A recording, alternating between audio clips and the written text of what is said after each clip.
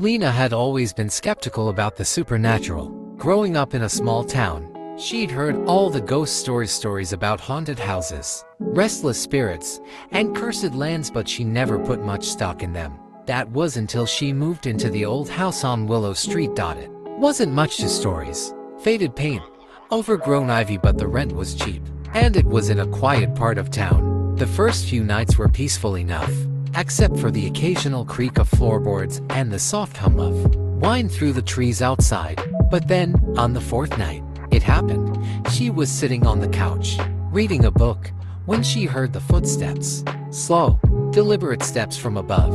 She froze, listening. Asterisk, who else would be up there? Asterisk, she got up and walked cautiously toward the stairs. As she reached the bottom step, the footsteps stopped. Lena hesitated, then called out, "Hello." Silence. The house was still, thinking it was her imagination. She went back to the couch, but the air in the room felt heavier now. An hour passed, and Lena was almost asleep when she heard it again, a soft, dragging sound, like something being moved slowly across the floor.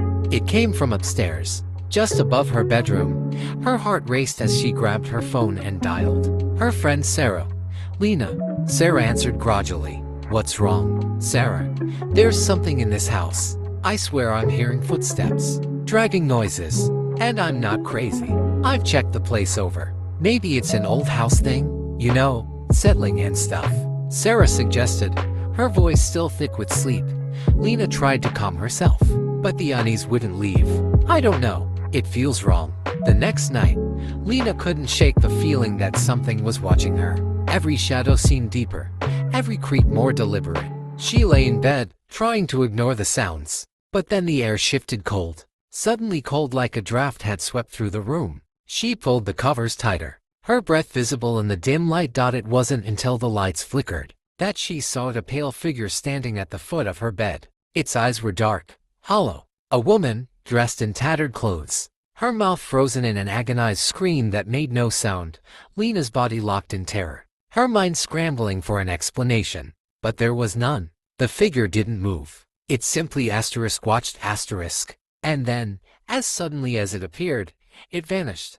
The next morning, Lena moved out. She couldn't stay there any longer, couldn't endure the cold, oppressive presence. But as she packed her things, she found an old, yellowed photograph tucked between the pages of a book. It was a family portrait, an old woman, her face almost identical to the figure Lena had seen, standing with a man and child. On the back of the photo was a single word, "help."